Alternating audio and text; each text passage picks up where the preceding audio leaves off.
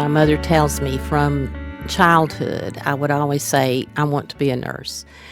In my generation, we didn't have a lot of options for careers: teacher, secretary, nurse.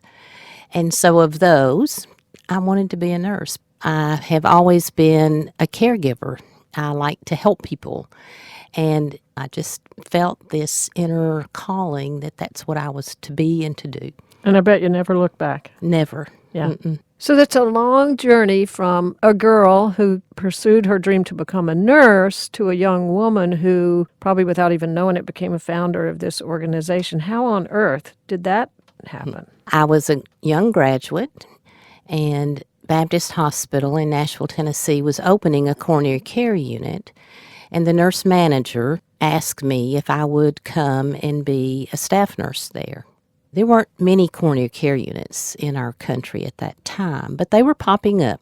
So the nurses were going from a role of following orders and tasks to having to think about what you were doing. I really liked the idea of that independent role. Prior to the startups of these CCUs around the country, nurses weren't allowed to do things very independently.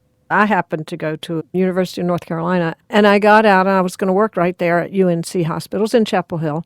This was in the 70s now, and there was a bit of a nursing shortage at that time. So where they had a spot was the coronary care unit, and I was thrilled to think that I could go as a new graduate right into the CCU. Amazing. And that really was my passion, cardiac stuff. Yes.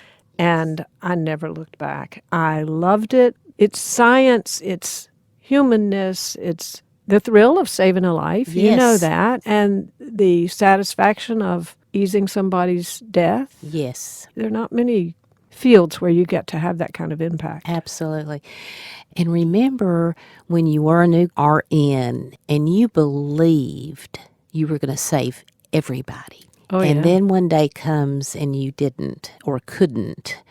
And that is such an awful feeling. But if you stay in nursing, we get to that point where we know that death is part of life. Mm-hmm. Everyone cannot be saved. But I didn't know that helping people to leave this life with dignity, with comfort, with peace, and family being at peace about it is one of the greatest gifts we can give people. So here you are, one of the founders of AACN.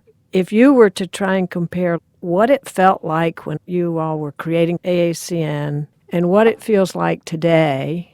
Well, it's surreal. When we were starting the organization, we were just trying to find a mechanism to help nurses learn and grow.